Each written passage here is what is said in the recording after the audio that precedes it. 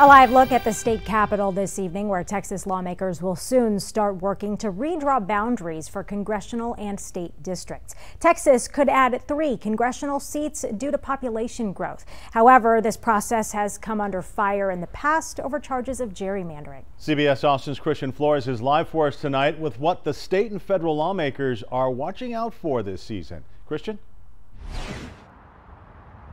Where I'm standing right now is the borderline for 3 congressional districts that extend well beyond the Austin area. Lloyd Doggett's district goes all the way down to San Antonio, hugging a few cities along I-35. Meanwhile, Michael McCall goes all the way to the Houston area, and Roger Williams expands all the way to just outside the Dallas-Fort Worth area. Now, some citizens and lawmakers hope this all changes during redistricting this year, but they're not too optimistic.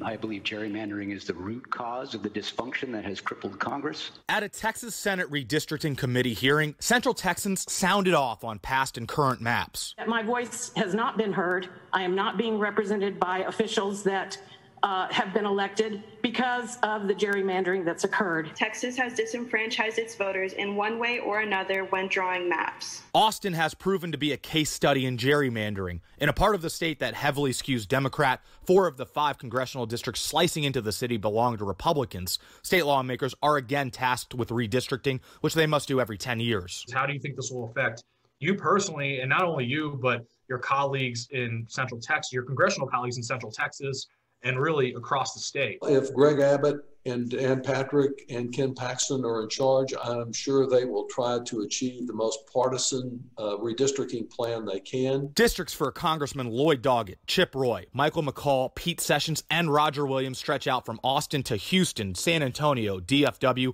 and rural counties west of here, which some argue waters down the impact of votes in the Democratic stronghold. In 2017, a panel of federal judges ruled some of Texas's congressional districts were illegally drawn, including Doggett's, but the U.S. Supreme Court later upheld these maps. I hope that we can see Austin not remain the largest city in America that does not have a majority of its population in any congressional district. But a major part of redistricting requires census data, which is not expected until the summer. It may be October, November before we complete lines, which is very interesting because, you know, the filing deadline's in December. I'm going to run for re-election in a district. I don't know which one it will be or where it will go.